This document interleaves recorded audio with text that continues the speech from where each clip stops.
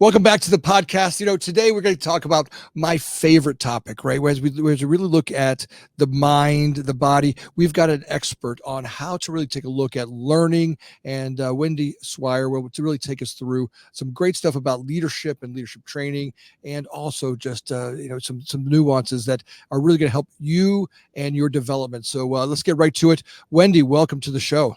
Anthony, thank you so much. I'm super pumped to be here. So, how many people have said to you, you can't teach an old dog new tricks, right? And it's nonsense. Will you tell me about that?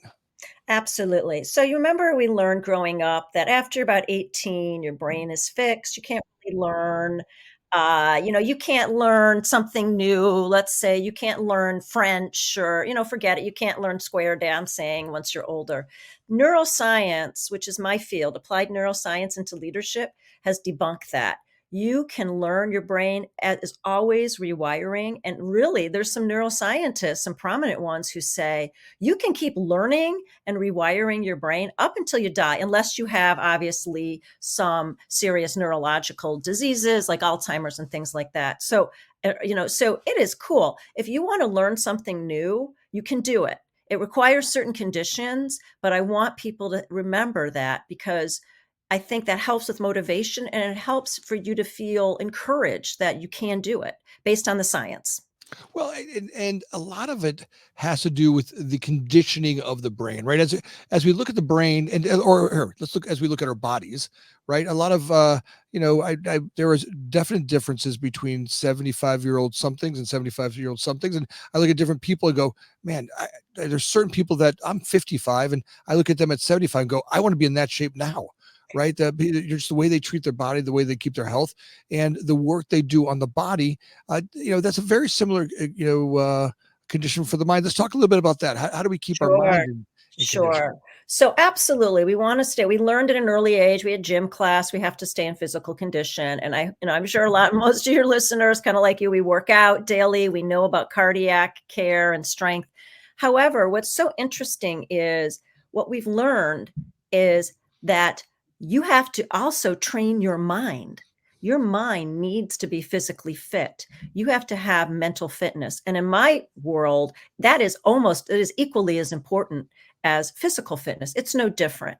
And you have to train it. You have to look at, we call it a mental fitness gym, and really being careful with what you're doing with your thoughts, the emotions, and really what is the ratio of negative thoughts and emotions and things you're stewing on versus positive. That can be trained, just like we go to the gym to bench press more. Oftentimes I will talk about the mental condition for me. I imagine Santa Claus, right? And Santa Claus has this big giant bag of toys over his shoulder, and he's delivering all the boys and girls. But a lot of times I feel like a lot of humans, a lot of people that I talk to, have a big bag over their shoulder of mental crap, right? Inside that bag is childhood pains or stories they're carrying, or weight or stuff that's in the bag that holds them back.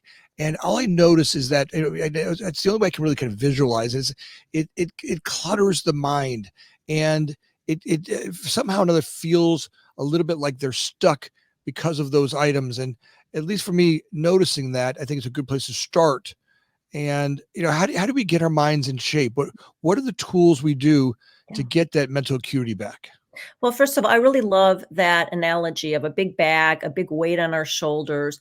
For some of your listeners, and you, Anthony, you might know this as your inner critics, your inner gremlins, your saboteurs, you're second guessing yourself, and it's imposter syndrome. So a lot of mental fitness work is those thought patterns actually we learn very early on. And some of these thought patterns are there to protect you. They're very protective of you when you're growing up. The problem is the thought patterns, those muscles get really, really strong. So the first I want to acknowledge is that, we have some built-in wiring to always be scanning for threat, always be worrying a little bit, always being kind of judgmental and critical. So that's sort of part of our innate wiring as humans, right? Now, that being said, it's not serving us. It can serve you or not serve you. And so the issue is what is serving you. So if you're, the question is, how do you go after it? Well, we know if you've got an enemy, you got to know your enemy. Thing one, who Right. is it? What are the critics? What are the patterns? And you'll see in the landing page, the special website page I created for Future Factory listeners, there's an assessment there. It takes 5 minutes. And it's on the, if you go to swiresolutions.com-future factory, it's all there for you. Let's understand, what are the saboteurs? We all have a judge, but there's also 9 other accomplice saboteurs: a hyperachiever, a controller, a stickler. Are you a perfectionist? Are you a people pleaser? You've got to know your enemy, and then you can get to work really starting to change what you do with it. I've got that Fruit of the Loom committee up there, and it feels like if there's been times in my life when I feed them a lot, right? And they become, front and center. They're a very strong committee. They take over the rest of the committees, all my positive thinking, all my good behaviors, all that good stuff. That committee seems to move in front. And, it, it, it sometimes feels like it happens. I'm always working on it. It never happens to feel like I can work hard, get positive, and then coast. It has this sense that, for me at least, that I always got to be aware of it, right? It never stays there for long, and it takes continuous work, which sometimes that feels a little daunting, right? Like, it's like I get it. I got an alignment, and then I lose it, and I got an alignment, and I lose it. You got what I'm saying? That feeling of, I get it sometimes and I don't get it. And it kind of goes back and forth between that Fruit of the Loom committee, that those critics, those voices that you were talking about, those negative saboteurs that are in there, and the positive guys that are like, no, you got this, and you've done it before. And by the way, you've handled all your worst days in life so far. The one that's in there that says, you've got this, kid. Yeah. Well, first of all, it's totally normal. You're never, ever, ever going to get rid of your saboteurs. That's a myth. That in and of itself is a saboteur. Well, I can just get rid of all negative thinking. You just can't. It doesn't work like that. So what my coach, who I've trained with in this mental fitness methodology, Shirzad Chamine, in the work of positive intelligence, what he says, and I love this for sports fans, is we've got a tape playing 24-hour a day, color commentary, like in sports, the person who's always, hey, Yeah. look at this pass, look at that ball, he didn't do it. That's what we do to ourselves, okay? And the first thing you do is you recognize it, and you have to literally intercept it and stop it. So you have to use mental thought pattern self-command. You have to say, hey, I recognize it, I self-command it, and then I'm going to shift to a different thought pattern. It's a 3-part playbook operating system. It's funny for me. I've named him, right? He has a name. The voice in my head, I call him Fred. I have Fred in my head. And if Fred was a human being, I'd punch him in the throat. Right. I mean, like, the things that Fred says to me, it's amazing. Gets up, wants me to go back to bed, not go to the gym in the morning. He wants me to eat the bonbons. He wants me to, it's his voice that I notice me, and then I notice Fred.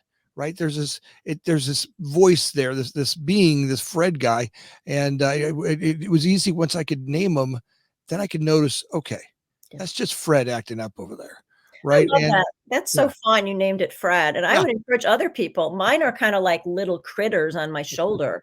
But what's interesting, Anthony, is also Fred might appear when you're at the gym and you're lifting and you're tired, and Fred says, no, do more reps. Or you're not, you ran 5 miles, you should be running 7 miles. Or you ate a healthy salad. Well, oh, shame on you. You didn't put enough protein on it. And even if you're doing things well, which is the hyperachiever, which I have a feeling that's one of my critics, and that might be one of yours. Go, go, go, success, success. It's never good enough for the inner critic. It's never good enough for the saboteur.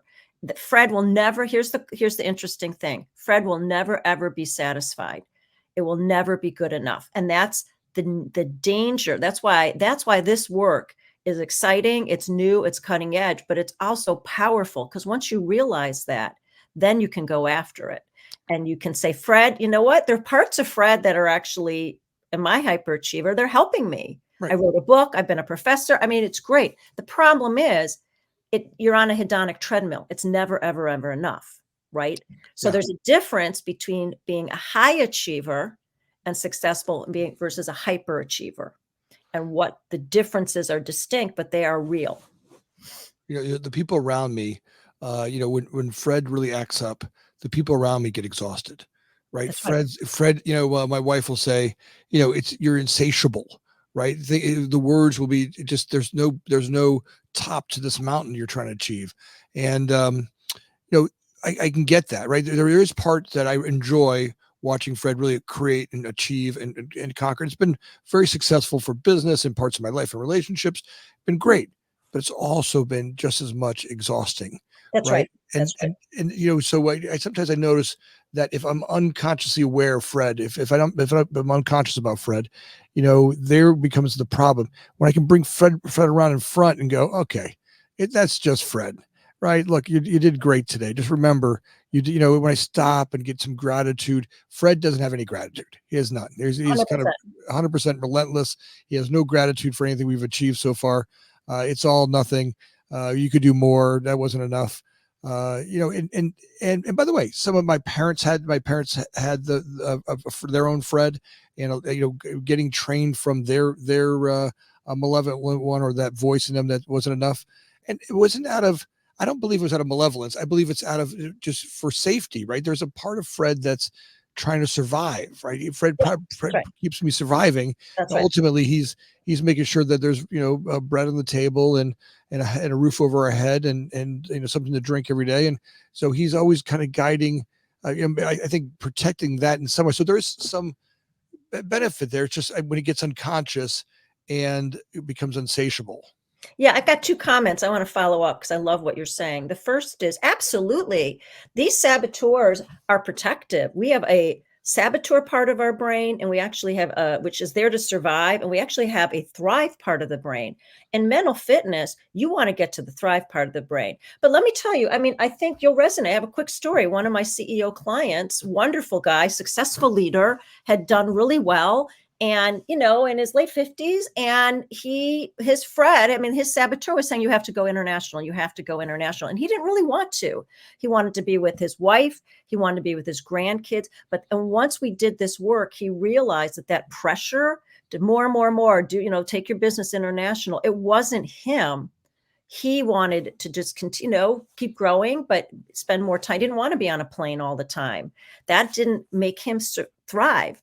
That was his that was his saboteur. So again, when you want to stop it, you hear the thought, you stop it, but then you convert to different thought patterns, including empathy and gratitude and creativity and innovation. There's other things that you have to, you work your mind. And the way you do it is you self-command and intercept. You have to do something physical, Anthony, to move from saboteur brain to sage brain. Wait, talk to me a little bit more about that. So, Mhm. all right. So I start to notice Fred. I've got, or the saboteurs. I can start to notice them, right? I'm getting aware, and let's maybe back up. Let's go back a little bit even further. So for those that it's not the good part of Fred that you're enjoying it, but it's the bad one, the one that keeps you in fear, the one that has you fighting all the time, the one that's, stopping your growth from ever realizing any of your dreams. You're not good enough. Who do you think you are? The one that's the one that holds back. My belief is as we open that bag of junk that we carry around and we loosen that up at a human level, we are really very creative beings, and we're kind of built to be very creative. And a lot of us want to feel that, but because of those inner critics, those inner voices, that junk that we carry around, that gets stopped. And the more we get stopped, the heavier the bad gets. And it's kind of the self-perpetuating misery that gets created. And my want for people is to go, hey, look, I got it. I want to meet them where they are and guide them out of that stuckness, that, help open up the bag. And maybe we can start to deal with a couple of those stories that we're carrying, open up the bag and start to look at, whatever, wherever that weight comes from. And so talk to me a little bit about that. Where do you start with the Okay. ones that are carrying the big bag or Yeah. or the big trouble? So the first thing I would do, everyone, is go to the landing page, take the saboteur assessment, and let's name them. So my saboteurs, we all have a judge. We judge ourselves harshly. We judge others. This person's not good enough. This person's too tall, too thin, too this and that. That tape is playing. So the judge is the overall saboteur. But you'll see there are 9 other saboteurs. So you can start to look at them. So for example, I'm a high achiever, hyperachiever. I'm also a controller. I like things my way. Well, that doesn't serve me. And then I get restless. So it's great to take on projects and do this, but I get bored. I want, what's the next new shiny thing? So once I learned them, I started to recognize the patterns when they show up. And what you do is we call it a PQ rep. If you notice that saboteur showing up, you have to, the cool thing about the brain is you have to do something, really a physical sensation. So let me give you an example. We can all do it together. I want everyone, and we know this, obviously breathing is huge. Everyone take a deep breath. That will calm your parasympathetic nervous system and move you, if you notice your breathing. The other, it's let's do this together. And if you're driving, don't do it while you're driving and listening, but I want you to take 2 fingertips. This is a PQ rep. You can do it with me. I want you to take 2 fingertips together and rub them together very gently with such attention you can feel those fingertip ridges. Okay. And just notice the ridges. And if you start thinking of other stuff, self-command. Okay. If you do that for about 10 seconds, guess what? That physical sensation moving into your body, it's somatic work, allows you to say, you know what? It's going to be okay. It didn't matter that I didn't. That's a PQ rep that we just did, by the way. Nice. It didn't matter. I didn't get included on that email. It's okay. It might have been an oversight, or I have some empathy for that person, or I'm not going to judge them so harshly. Or my favorite of the Sage, when you convert to Sage, is every gift and opportunity, every challenge, situation, problem can be converted to a gift and opportunity. You cannot see that if you're in your fiery, judge brain or hyperachiever or controller. But when I'm peaceful and calm, and I've done some PQ reps, I can see every circumstance, every challenge, every outcome can be converted to a gift and opportunity. And that is what the Sage sounds like. It brings out the best in you. You can be successful and peaceful and creative and focused, but you're doing it in a different part of the part of your brain that gives you all the goodness and the positive emotions that you want. Well, getting out of that triggered state, right? I would love when you were talking about, I wasn't included on that email. The places I go with items just like that, oh my God, what, and I can reel off into some outer space nonsense. And, all of a sudden just to be around me becomes toxic, right? I'm defensive. I'm irritated. I'm scared.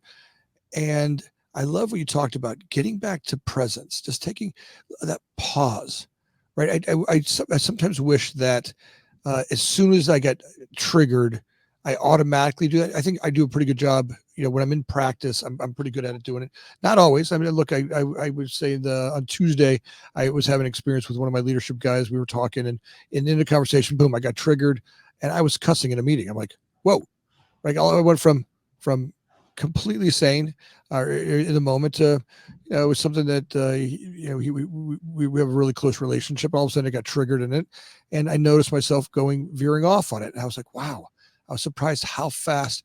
Now, then I realized, what is it that's going on that's causing that hair trigger? Well, I noticed I was dealing with some other stuff in life. Before I even entered the conversation with them, I was already charged. There was already a charge in my body for some other stuff I brought with me to the meeting.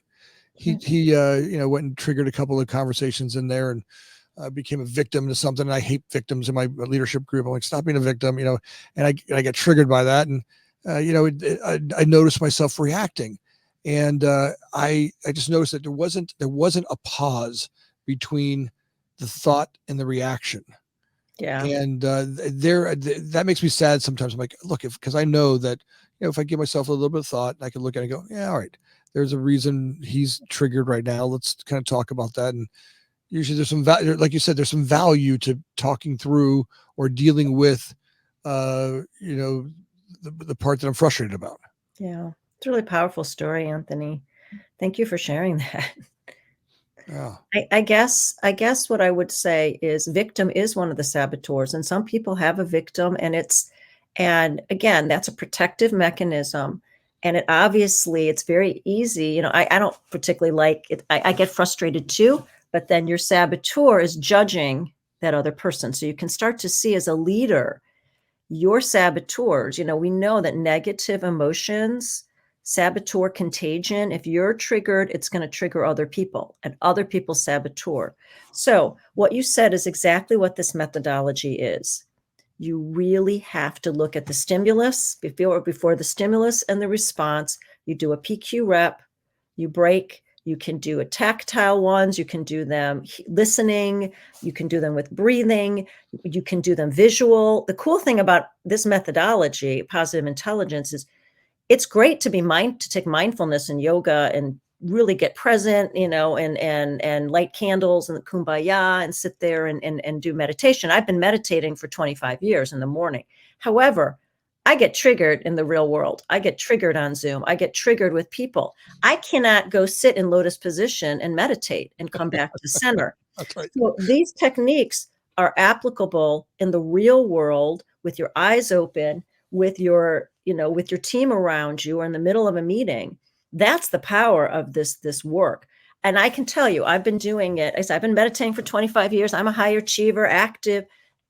Until I started to do this, I've been doing this work for about 3 or 4 years intensively, and I'm still battling my saboteurs. Then it's like that tape never, it gets quieter, it never goes away. But the cool thing is, as you get mentally strong, you get stronger and stronger, and you can take on bigger and bigger challenges and setbacks, or things happen in life, right? Family members get sick, you didn't win the deal, the financing fell through, interest rates, pandemic, whatever it is, you can go through it because I'll be able to convert this stuff. And I'm triggered, but I know what to do in the minute.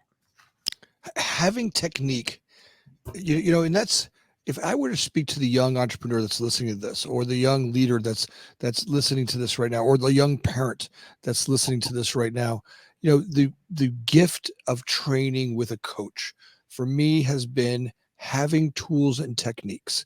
And I will say the real gift is, it takes practice, that to be in the moment when something gets triggered. And you're never going to be perfect, right? Give yourself some break, have a little grace for yourself. I have, no matter how tuned in or how well aware or how conscious I can be, there are times when I'm just tired and my defenses go down. And, one of my favorite things to talk about is, one of my favorite lines is shut up and take a nap. Right. I mean, there's a lot of times where I'm tired, and, the more tired I am, hungry, angry, lonely, tired, those are the real scary places for me, where, my defenses come down, and all of a sudden that triggered behavior comes in. And, it's where I've worked real hard on building relationships, and, in a triggered space, I can really mess some things up. So I've learned hungry, angry, lonely, tired. It's good. Like here, Thursdays are one for me. I can tell you on Thursdays, towards the end of the week, it feels like I trudge the road really well during the week. Thursday afternoons, somewhere around 2:00, my office is used to me sneaking off and to go take a nap. I And love that. It's great self-awareness. yeah, they're all aware. They're like, oh, he's going. Yeah, I live right next door to the building, and he's going off to take a nap. And I would tell you that everybody that's around me appreciates it, right? They kind of know it, and they're going. And I don't go all day. It's like a 30-minute nap or something like that. But I've just brought those in, and that's through coaching, right? A coach sat down with me and goes, "Hey, yeah, you're absolutely fine. You get in the office at 6:30. You're here till 6:30. Go take yourself a nap and bring back something refreshing." And through that practice, right? And that's the gift I want with people working with a coach like you, is that having a coach, brings me awarenesses that I can't see myself, right? The places where I can't see it. The Fred in my head makes up stories. In fact, one of the lines I've been using lately is, how could the opposite of what Fred thinks be true? Right. Mm-hmm. How could the opposite of what he thinks be true? And it comes true all the time. Like Fred makes some stuff up in his head, and how could the opposite of what I'm thinking be true? And And, there's some grace in that. So I, I love when you talk about this awareness work. I think it's really, really helpful. Well, listen, I appreciate the shout out for coaching. I'm obviously an executive coach. I've been doing this for a long time. I work with high achievers. Most high achievers want have someone helping them. That's right. LeBron James or your favorite athlete or your favorite musician. I mean, we can always get better. And what I love is that, what you said is that I don't want to be perfect. Perfect is my saboteur. I want to put in effort. I want to do the best that I can. I want to give it a try. If I fail, I'm going to learn from it. That's a sage mindset. A saboteur mindset is you have to be perfect and you're human and you can't be. And actually, I wouldn't want perfection. Then where would you learn? How would you grow? If everything was perfect, you won every deal and everything was great and you did, then where's the learning edge? How are you going to grow? How are you going to be a better person? How are you going to have more empathy towards others? How are you going to be creative? Everything's just swimming. So there is so much wisdom in just learning how to stop and pause and reframe and force yourself through these, these little simple practices and watch where your head goes. I mean, I tell my clients, Anthony, the most important conversation you are going to have today, the most important conversation, it's not with your boss, it's not with your client, it's not, the big proposal, or it's not with your spouse or your kids. It's the one in between your two ears. Mm, That yeah. is the conversation that is the most important conversation. And that is the one I care about the most now, not with all these, not even with my clients or my kids, my family. It's here. What is going on in between those two ears? And that's where, if you can untap that, you get to live the life and really live the life and achieve, but do it in a way that you're not burnt out and not tired, because you're doing it with all of these wonderful qualities and emotions that you already have in you. So the mind itself. Let's talk a little bit about, you've heard old parables about the good wolf and the bad wolf and let's talk about the mind, because I feel like no matter what I'm working on, right, and having a coach and helps dramatically change my entire career. You can see in my life from the day I started coaching with leadership coaching, someone who, and I bring in different leaders, different coaches throughout my career. For me, I learned something from each and every coach I've ever been with. But one of the things I noticed, and let's talk a little bit about this, the brain and the negativity bias, right? Okay. Right. Talk to me about that. Sure. So your mind can be your best friend. It can also be your enemy. So what we need to know about the brain is you have certain regions of your brain where the threat state lives. It's very much lower limbic system, neocortex. I mean, it's not the cortex. It's really all of the deep primitive wiring. It's also called the reptile brain. It's really deep here. Brain stem, lower limbic system, things like that. That's where that protective piece of your brain comes from.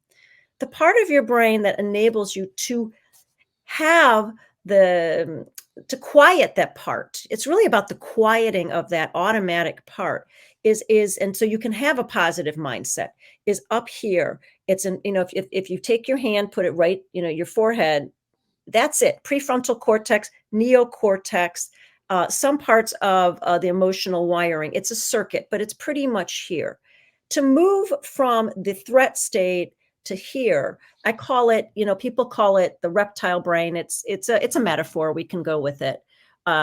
And I call this the C-suite brain, the front office. It takes about 30 milliseconds. Okay. 30 milliseconds. Oh, that's a long time. Actually, it's not.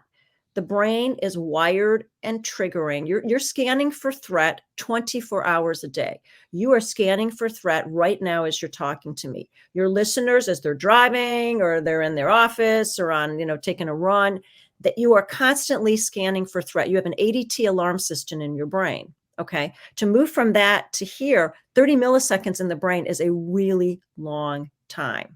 Okay. The part to do that, it is a breath. It is that little PQ rep I taught you. It is taking a sip of water. What I tell my clients, if you've noticed you are triggered, we want to take a sip of water, even in the meeting. And that in and of itself is going to buy you. You need to buy 30 milliseconds to move into that positive thinking, creative part of the brain that will say, it doesn't matter that I didn't get included in the meeting. It's going to be okay. Or I need to explore that. Why did that happen? Or, oh, okay, I'm going to actually take action, but not when I'm kind of in a bad mood. So that's a little of the science. These two regions, it's your wiring, and our wiring hasn't changed in the 21st century. Okay, the saber-toothed tiger was great wiring of our brains when the tiger was coming at you or someone in the other cave or something. But for the last 200,000 years, our brain really has not changed. You've got to work with your brain, not against it. It blows me away. I wake up in the morning, I am in Jurassic Park. I wake up in Jurassic Park and I have to tune myself over to Disney World, right? It takes like my brain starts right out of bed. It starts in, what about this? What about that? What about this guy? Hey, that guy over there, it's accounting. Why did he put that invoice in? How come he did this? And what did that? Why did he get paid over there? Why is that guy not paid? That's what it sounds like in my brain. I mean, it's out of bed. Like literally, I open my eyes and it starts, and I'm like, oh, I'm just going back to bed for 30 minutes, and my brain will be chewing or gnawing on, it feels, like it's scanning for threats in my business. Mostly it's business world stuff that starts with me now, and it's scanning. What about, and I have to. So one of the things I do, one of my hacks is I start as soon as I get out of bed. I have some positive podcasts that I go into. There's a guy, Eddie Pinero, I love. There's a couple of voices that I love. I got to shut that voice off. So I turn on one of those, and I'll tune into one of those things that, one of the podcasts that someone's doing there that, something positive, and his voice is very calming for me. And I just notice that as I brush my teeth and I shave and I get ready to go to the gym, it starts to tune me in to something positive. And then I get to the gym, and the gym adds a little bit of, brings me a couple steps closer to Disney World. And all right, then I feel accomplished. All right, you feel good, right? I made it to the gym. Or, even the sequence of getting to my sneakers and getting out the door, all of those take a couple steps.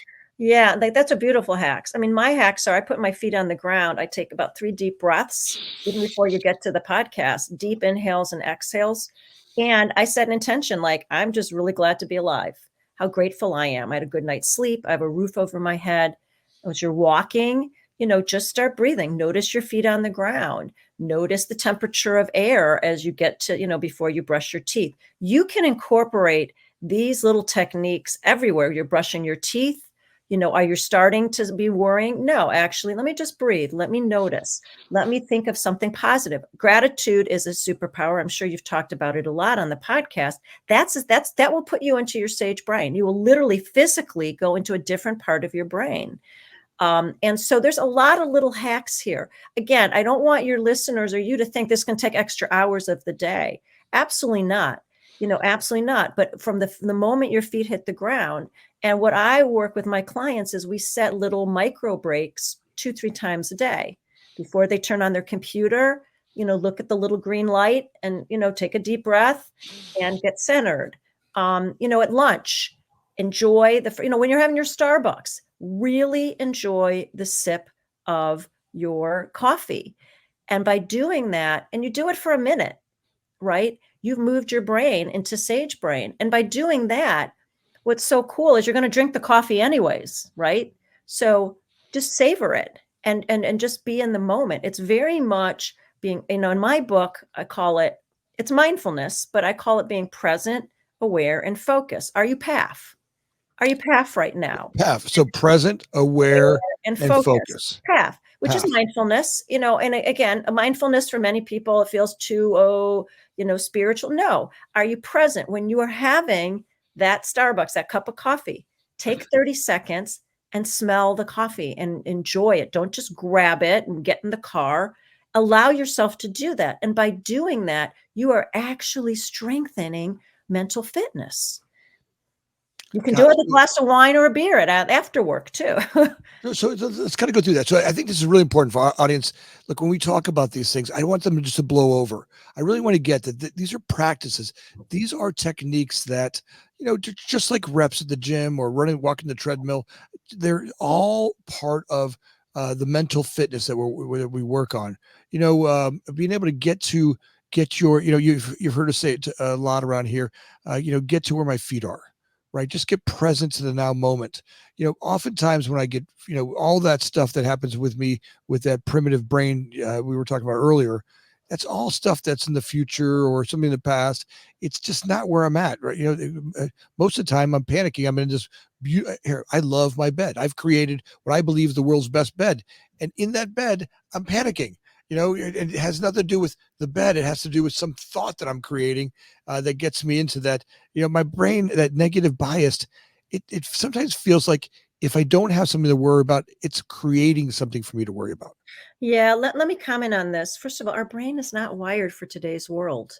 24-hour news, constant worrying, Instagram, algorithms, too much to do. We're not wired for this level of pace and information coming at us. And, again, all you got to do is doom scrolling all day long and checking their social media. Our brain is not, it's not healthy for our brain. Okay. Particularly my parents who are listening, you really have to think about what it's doing to your kids' wiring. Okay.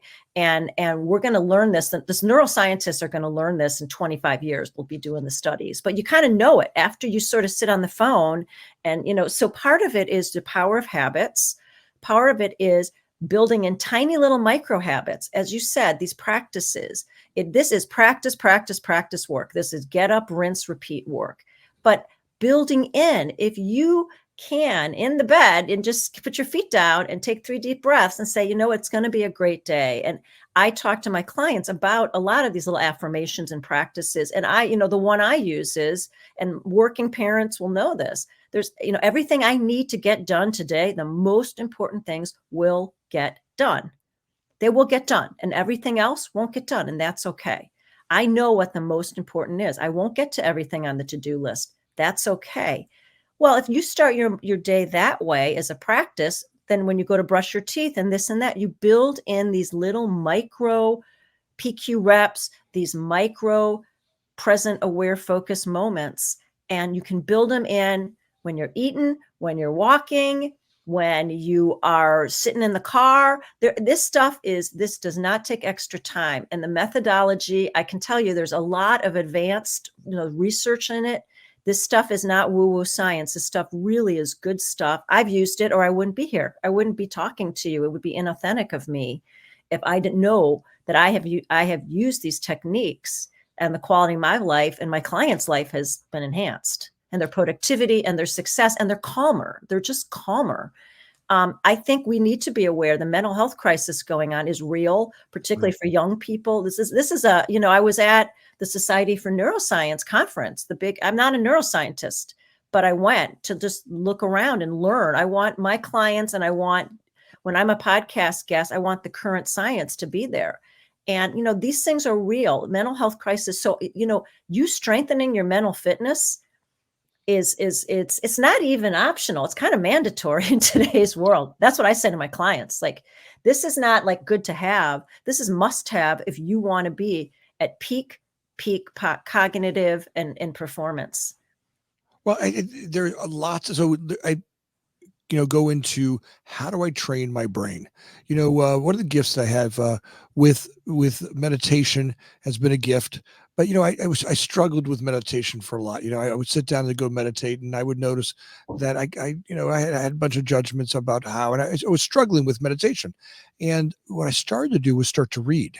One of the things that helped me with meditation was becoming a reader, right? Being able to be able to focus on the page.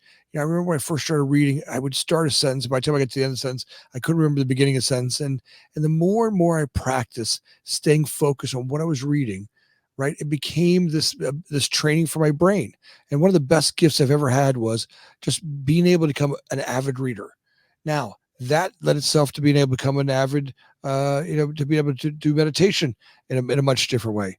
And I believe all these techniques, being able to get present with the touch and finger, the deep breathing, the pausing, all of these gifts are mental training. And look, folks, if you're not listening to that, right, in a time when we're all drinking off a fire hose for data, right, this primitive brain that we're carrying around the world, right, we got to get them slowed down a little bit, and not so much like you're going to slow down and lose your edge. You're going to slow down and get an edge. right? Yeah. And this is what people don't get. It's like, I don't have time for this. I'm like, you don't have time not to. You're cavitating. You're not getting anywhere. You're spinning without much production. So, Wendy, I love the gifts that you are for all of us.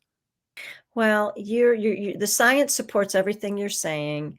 I want to encourage your listeners. Look, I think Anthony is spot on, and the messages you're getting in this podcast are spot on.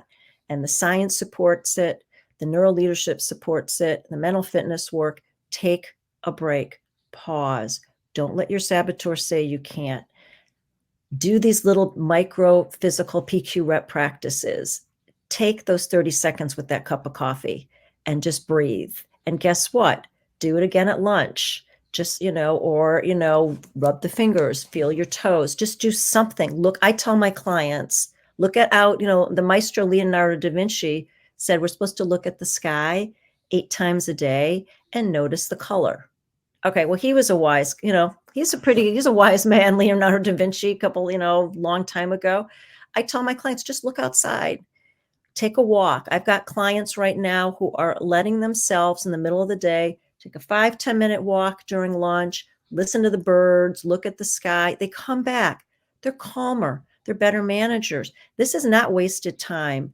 And you have to, don't listen to what everyone else. Know that these things work and you'll just be calmer and happier. It's just so simple. The elegance is that it's simple. And I really appreciate that you're giving these messages out to your listeners and your team and your audience, Anthony. It's so important in today's world. We need it now more than ever. Wendy, you're elegant. Having you on this podcast has been a joy. If people want to get a hold of you, and by the way, we'll put all your contacts down below. So audience, if you can go down below, but take a pen out right now. And Wendy, if folks want to get a hold of you, let's talk about how to get a hold of you. Yeah. So first of all, this is my passion in life. I want to help people. I'm a servant leader. I'm also a coach, a trainer, a teacher. I do a lot of stuff, but I've seen the benefits, and so absolutely, I would welcome any comments. And what you can do is you go to my name, Swire Solutions, SWIRE Solutions /.com, SwireSolutions.com /Future Factory. So there's a special page with the assessment, a little bit more about, there's a little brain science. I run the DC Neuro Leadership Group. Everyone is invited to join. And it's been a privilege. And if I can do anything, let me know. This is kind of my life's work. Yeah, folks, go do it right now. I actually have it up on the screen. As soon as we're done with the interview, I'm going to get ready to do my own assessment, and that'll be fun. I'll put some of my results down there and be vulnerable with you. I challenge you guys to really, as we always do here. We're always trying to tune up, to tune in, to really see this world and the opportunities that it is. We've never lived in a better time. We've got great leadership coaches that will help take this animal that we are and guide us. And Yeah. Wendy, we're grateful for the work that you're doing. Thank you. The other thing, the last thing I was going to say, if people want to go, I have a 7-week boot camp, a mental fitness boot camp. Just be in touch. I don't push my stuff hard. People come to me, but there's a 7-week intensive boot camp where you are in the gym. It takes about 4 hours a week, and you change your thought pattern. So, let me know. But most importantly, be kind to yourself, have some gratitude. And this was just delightful. I had so much fun. I really appreciate this opportunity. It was a real privilege, Anthony. Thanks, Wendy. I'm grateful for you. Audience, as always, take a second and like and subscribe. It means the world to Wendy and I. Any comments you have, please put them down below. We will make sure that Wendy and I will answer any of your questions, whatever they are. Any of the comments you have, go take the assessment, put that down there, talk about what you found out about yourself. Wendy, thank you for everything you've done. And as always, thanks for listening, audience.